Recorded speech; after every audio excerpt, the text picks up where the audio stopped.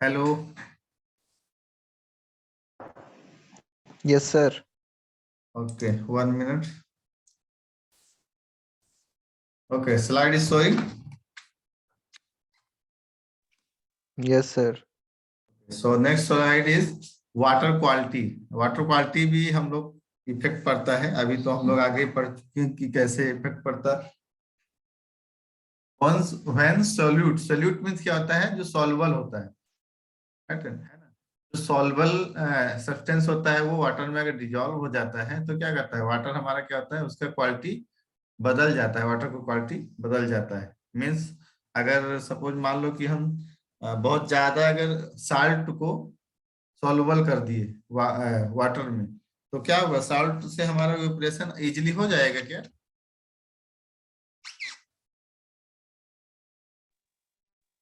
अगर नमक को No, sir. हम घोल दिए हैं तो क्या इजीली उसका इवेपोरेशन हो सकता है? No, sir. हाँ, नहीं। Comparison to बोलो बोलो, क्या बोल रहे हो? वही मतलब डिस्टिल वाटर के कंपैरिजन में लेट ही होगा वो बोल रहे। हाँ, जो मेरा नॉर्मल वाटर है, नॉर्मल वाटर के कंपेयर में जो हमारा सॉल्ट जिसमें वाटर में सॉल्व है मीन्स घुला हुआ है, वो क्या होगा? उसके कंपेयर में बहुत कम होगा। कम क्यों होगा? क्योंकि उसका क्या होगा? मीन्स लिक्विडिटी उतना नहीं रहेगा। ठीक है, लिक्विडिटी उतना ज्यादा नहीं रहेगा। मीन्स वो हैवी वाटर हो जाएगा। जब हैवी वाटर हो जाएगा तो उसका ऑपरेशन बहुत कम होगा in compare to normal water. ठीक है, तो क्या है? When solute is dissolved in water, the vapor pressure of solution is less than that of pure water.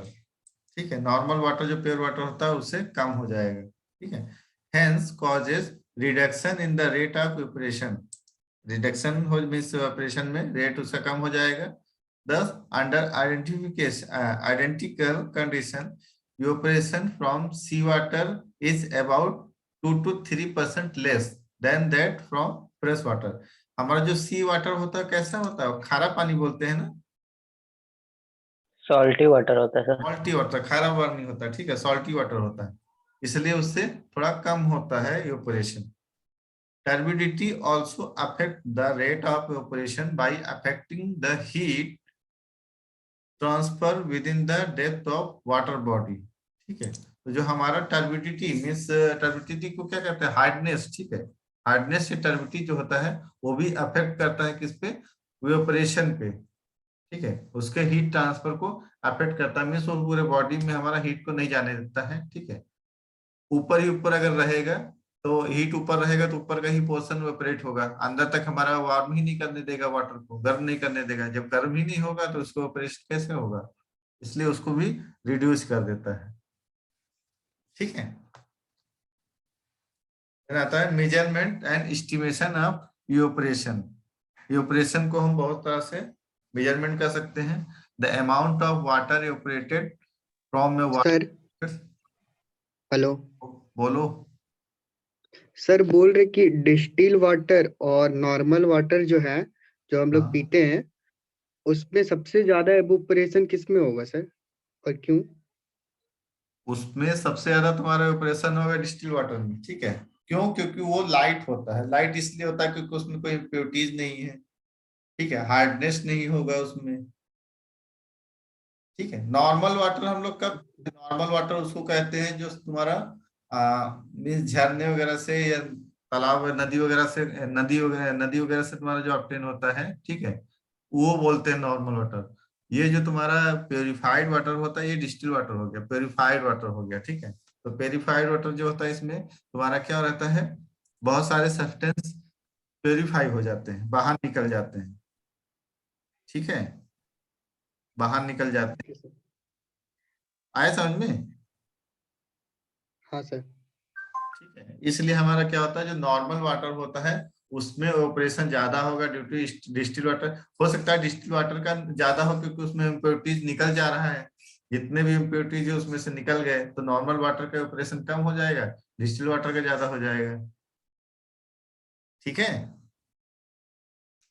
हाँ सर। ओके ठीक है, तो क्या है, measurement and estimation of evaporation. The amount of water evaporated from the water surface is estimated by the following method. कौन कौन से method है? Empirical evaporation equation, water budget method, energy budget, mass transfer, actual operation and pan operation. तो हम लोग यहाँ पर pan operation पढ़ेंगे अच्छे से, ठीक है। और पैन ऑपरेशन के तुम्हारा क्या है, इंस्ट्रूमेंट भी है कॉलेज में, ठीक है, लैब में इंस्ट्रूमेंट भी है पैन ऑपरेशन का। मैं भी तुम लोग का अगर कॉलेज ओपन होता है तब आकर यहाँ पर करना, ठीक है। अच्छा, 5th सेमेस्टर में तुम्हारा कोई लैब नहीं है ना?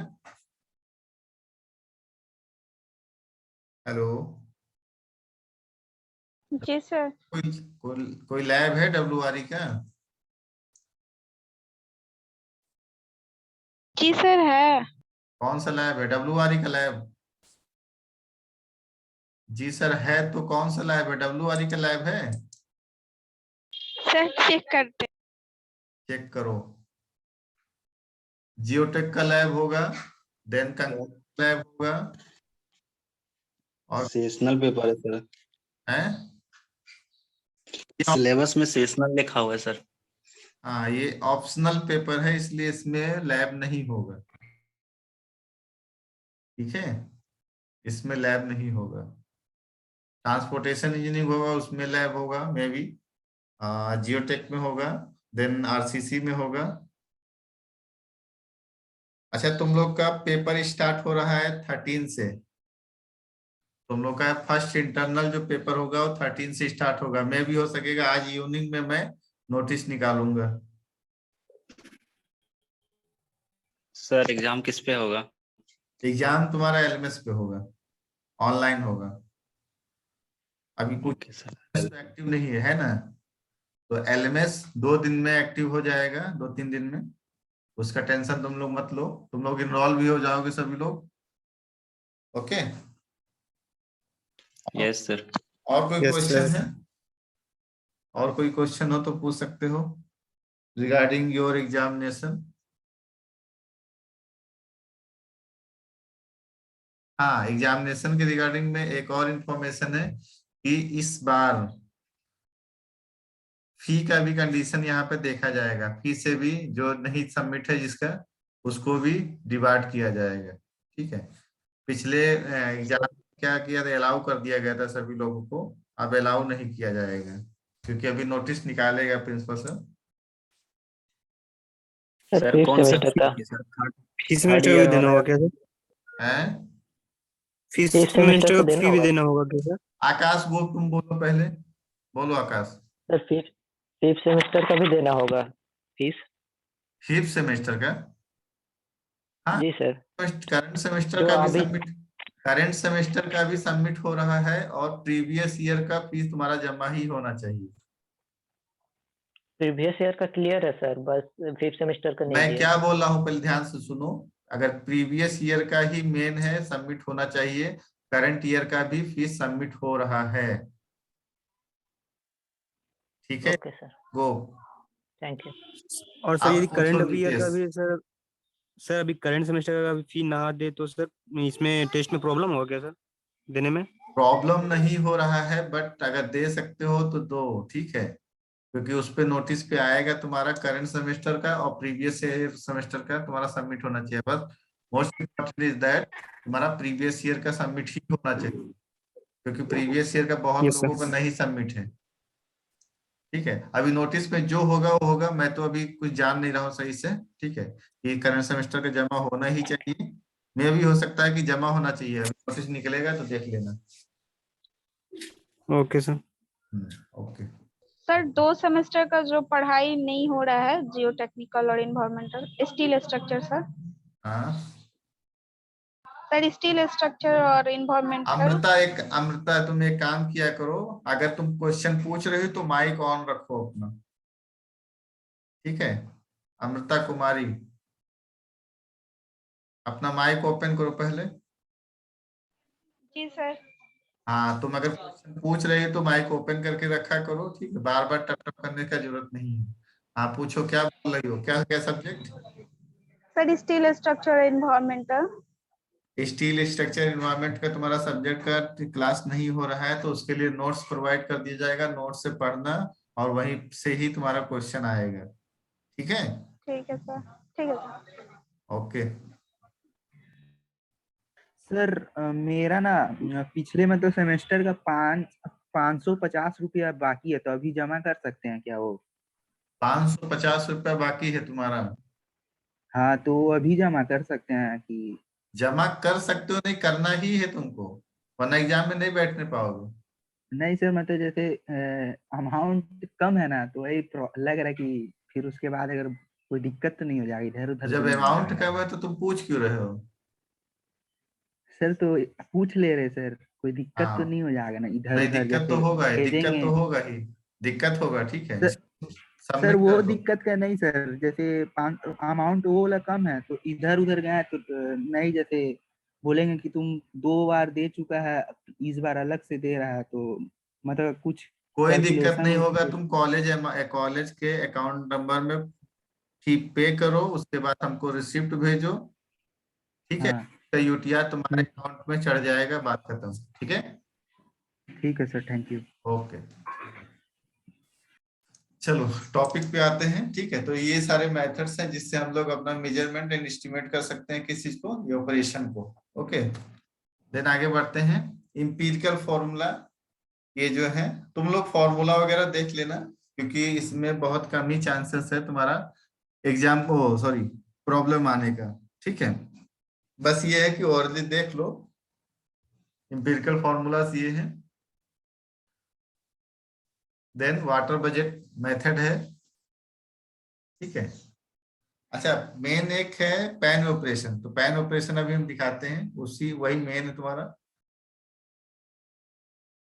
Mass transfer method, method of actual operation, ठीक है।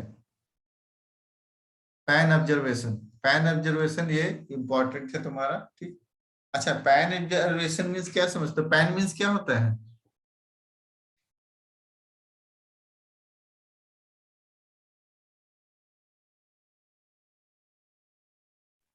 सर मेटल, ये कंटेनर। एक कंटेनर होता है, कंटेनर मीन्स एक, जैसे एक सर्कुलर, ये देखो ये सर्कुलर एक कंटेनर है, ठीक है, ये पैन है, ठीक है, ये पैन होता है। The in most design problem operation is measured by operation pans which are called evaporimeter, ठीक है। यूपरीमीटर इसको कहते हैं, pan evaporimeter, open pan evaporimeter. Open means ऊपर से ये खुला हुआ है, ठीक है, और पैन टाइप का, इसलिए ओपन पैन यूपरीमीटर कहते हैं। A pan is a metal container with diameter varying from 300 to 1500 mm। इसका क्या होता है? डाया होता है, ठीक है। It is filled with water and the water loss is measured in a specified period। अब स्पेसिफाइड पीरियड क्या बोला है? मीन्स सुबह अगर 9:30 में अगर हमने काउंट किया है, ठीक है, मीन्स मेजर किया है वाटर, तो नेक्स्ट डे 9:30 में ही हम उसको वाटर को अपना मेजर करेंगे। क्यों? क्योंकि मीन्स 24 आवर हमको चाहिए कि कितना हमारा, मीन्स 24 आवर डे होता है ना। अभी बोल, पिछला क्या था इस स्लाइड में, पिछला स्लाइड में किया है MM पर डे। हाँ, mm पर डे, हम लोग उसका क्या यूनिट होता है ये ऑपरेशन का, ठीक है, mm पर डे लेते हैं। तो 1 डे होने के लिए 24 आवर कंप्लीट होना चाहिए, ठीक है, तभी हमारा 1 डे हुआ। तो क्या कहता है? It is filled water and the water loss is measured in a specified period. The rate of evaporation is then correlated to the evaporation from a reservoir। अभी क्या करता है, पहले हम लोग अपना पैन का एरिया से मेजर कर लेते हैं कि पैन में कितना वाटर है, ठीक है, मीन्स पैन का डेप्थ है, पैन का डाया है, ठीक है। इसी को अगर हम किसी एक बड़े एरिया के लिए हम मेजर करना चाहें तो क्या कर सकते हैं? इंटीग्रेशन कर देंगे उसका, ठीक है। इंटीग्रेशन कैसे कर देंगे? मीन्स जितना एरिया है उतने से इंटीग्रेट कर देंगे हम, क्या हो जाएगा, वो हमारे बड़े एरिया के लिए निकल जाएगा। मीन्स कह रहा है कोरिलेट कर सकते हैं, एक छोटे एरिया को बड़े एरिया से कोरिलेट कर सकते हैं। मालूम है सभी को? यहाँ पर कुछ लोग खाना बनाते होंगे घर पे, कुछ लोग क्या, बहुत लोग खाना बनाते होंगे, अगर बाहर रहे होंगे कुछ लोग, या फिर जितनी भी गर्ल्स हैं अगर खाना बनाती हैं, तो जैसे अमृता कुमारी, डेजी रानी, डेजी रानी खाना बनाती हो? Yes sir. अच्छा, तो चावल जब पकाती हो तो क्या सारे चावल को दबा के हाथ से देखती हो कि एक दो सर अभी हम पका ही रहे हैं। तो पका रहे हो तो एक दो चावल को देखते हो ना तेजी? Yes sir. Yes sir. एक दो चावल को दबा के देखती हो ना? Yes sir. हाँ, तो नहीं ये सर, कुकर का सीटी चेक करते हो गया। नहीं तो तुम्हारा एक एडवांस मेथड है। कुकर का सीटी मीन्स तुम्हारा एक्सपीरियंस है, ठीक है। बट जो घरों में पकाते हैं पैन में, तो उसमें कुकर का बात नहीं होता है, ठीक है। तो हम लोग क्या करते हैं, एक दो चावल को ही दबा के देखते हैं। उसी तरह क्या होता है कि पूरा सपोज कर लेते हैं कि पूरा पक गया। उसी टाइप से अगर हम किसी छोटे से एरिया का मेजर करते हैं, उसके बाद इंटीग्रेशन करके उसका हम क्या करते हैं, बड़े एरिया का कोरिलेट कर देते हैं उससे, ठीक है। तो क्या है, rate of evaporation is then correlated to the evaporation from a reservoir. अच्छा, डेजी रानी तो हो गया। अमृता कुमारी, तुम भी खाना बनाती हो? No sir. क्यों, कहाँ से आता है तुम्हारा खाना? सर नहीं बनाते, मम्मी बनाती है। चलो ठीक है, okay. The most commonly used evaporimeter in India is US weather bureau के क्लास ए पैन, ठीक है। इसका नाम क्या है? जो हमारा US weather bureau class A pan है, इसका हम लोग इंडिया में यूज करते हैं। इसमें क्या करते हैं, वाटर को फिल कर दिए, ठीक है। इसका डाया कितना होता है, 300 mm टू 1500 mm होता है इसका डाया, ठीक है। इसका डेप्थ कितना, 25 सेंटीमीटर। और इसका जो टोटल, ये नीचे जो बॉटम में रखा हुआ है वुडन बॉटल, वुडन इसका जो फ्रेम है, इसका क्या है, 120 सेंटीमीटर होता है। देन ये वुडन का डेप्थ कितना होता है, 15 सेंटीमीटर फ्रॉम ग्राउंड होता है, ठीक है। एक ग्लेज्ड गैल्वेनाइज्ड स्टील होता है, मीन्स इस पे कोरोजन ज्यादा नहीं होता है, ठीक है। वाटर अगर पड़ेगा तो उसको कोरोजन नीचे में क्रोट नहीं होता है। कभी कभी इसके ऊपर मेश होता है, जाली होता है। अच्छा, जाली को किस लिए हम लोग लगाते हैं उसके ऊपर में, कोई रीजन है?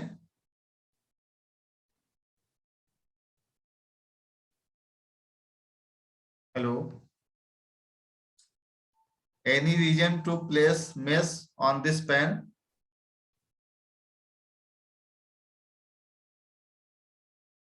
सर कोई चिड़िया आके पानी ना पी जाए इसीलिए।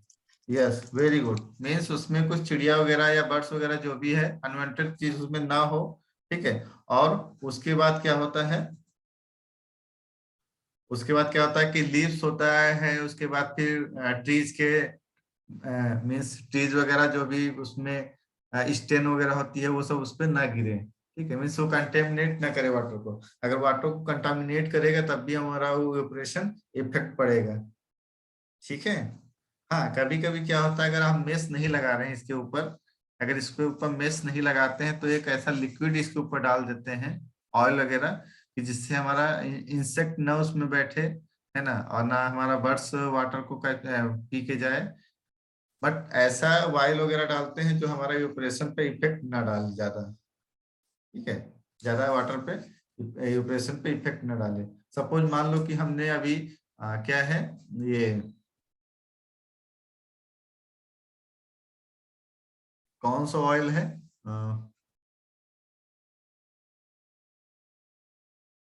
जो ज्यादा लिक्विड का ऑयल अगर नहीं है, उस पर अगर हम डाल दी, स्प्रेड कर दिए वाटर पे, तो क्या होगा, वो तो इफेक्ट डालेगा हमारा इवेपोरेशन पे, ठीक है। और एक क्या, ये कौन सा, झारखंड में कौन सा ऑयल मिलता है जलाने के लिए? Kerosene oil. केरोसिन। हाँ, केरोसिन ऑयल को भी डाल सकते हैं, ठीक है। वो ज्यादा इफेक्ट नहीं डालता है, ठीक है। अगर मस्टर्ड ऑयल को डालें हम, तो मस्टर्ड ऑयल और केरोसिन ऑयल में डिफरेंस रहेगा कि नहीं रहेगा? रहेगा सर, केरोसिन जल्दी इवेपोरेट करता है। हाँ, केरोसिन जल्दी इवेपोरेट करता है। हाँ, अगर मैं उसी प्लेस पे पेट्रोल डाल दूं, तो पेट्रोल तो ज्यादा टाइम, वो तो इवेपोरेट कर, वो तो यस सर। वो तो बहुत जल्दी इवेपोरेट कर जाएगा, ठीक है। इसलिए इस टाइप का वाटर हम यहाँ पर ऑयल डालते हैं, जैसे केरोसिन ऑयल हम डाल सकते हैं इस पे, ठीक है। वो ज्यादा जल्दी इवेपोरेट नहीं करेगा। ओके, तो ये तुमको समझ में आ गया। अच्छा हाँ, और क्या है इसमें, अभी तो पहले इसका स्पेसिफिकेशन हो गया।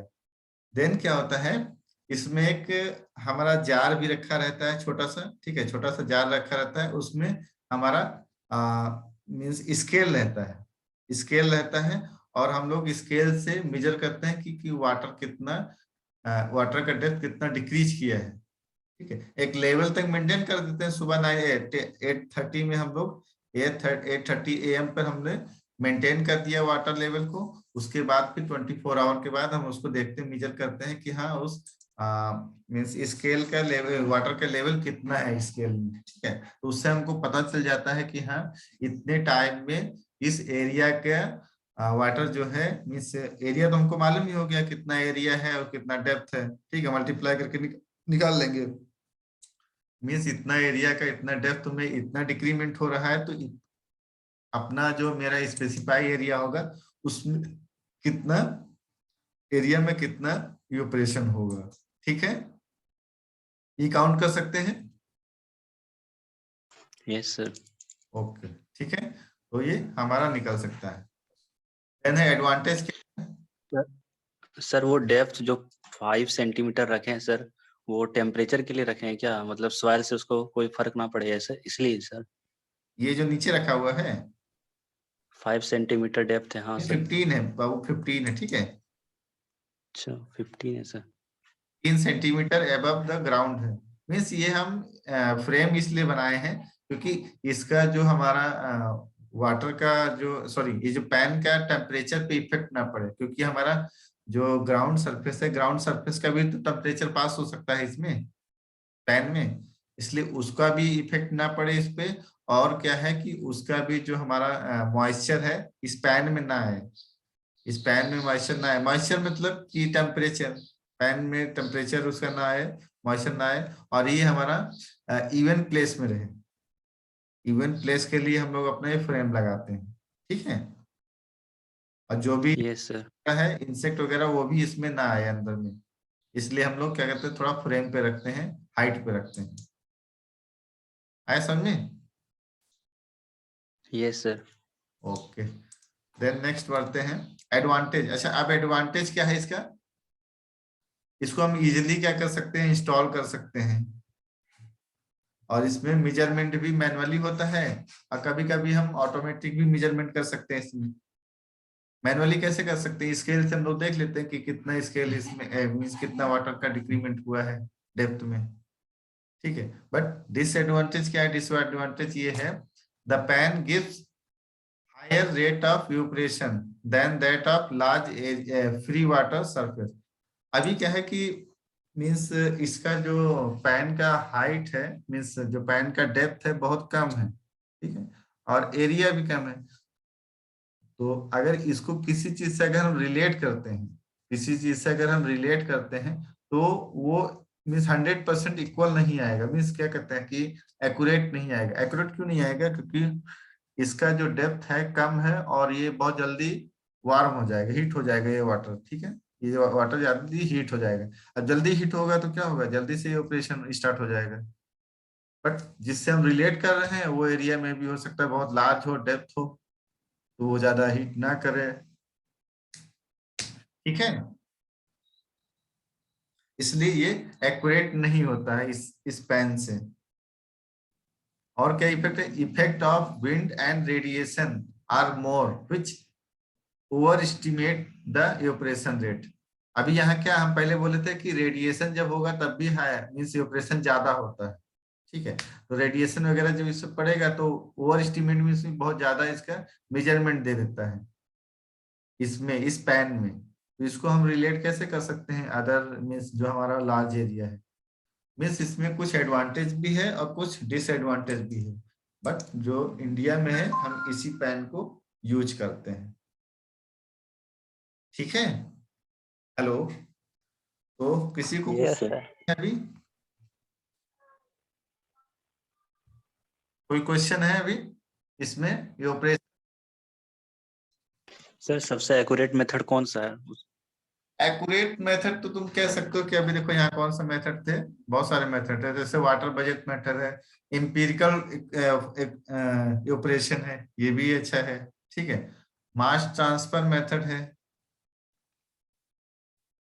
इसमें एक बार तुम देख लेना कौन कौन सा मेथड एक्यूरेट सबसे ज्यादा है। जैसे इसमें क्या क्या रखा था, most of them are 1 minute, most of them are dependent on wind velocity temperature and evaporation atmosphere pressure.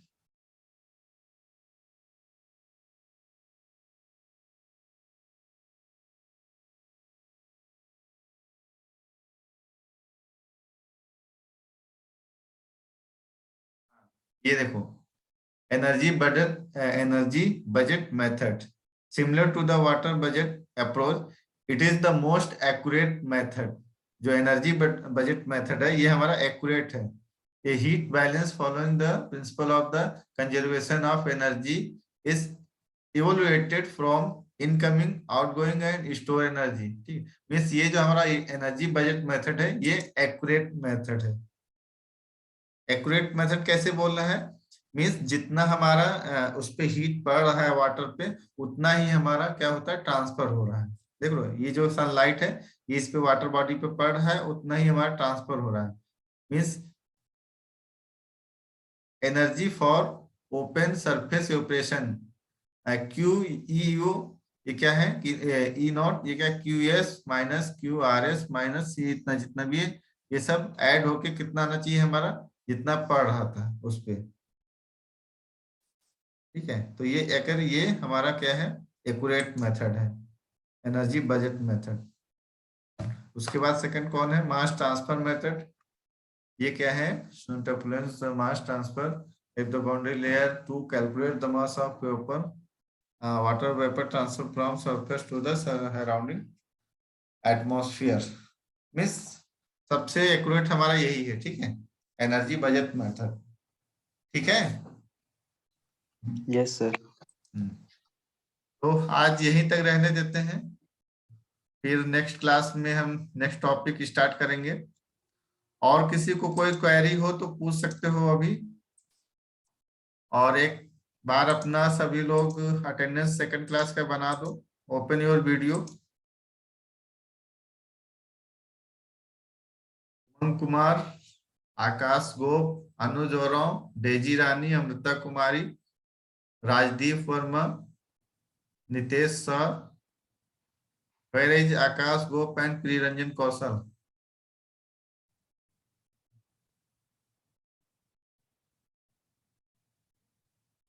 Yes, sir. Okay, Rajdeep Verma. Okay, turn off your video. Ankit Rajak, who is Ankit Rajak? Open your video. Ankit Rajak. Okay, you are Ankit Rajak. Okay, turn off your video.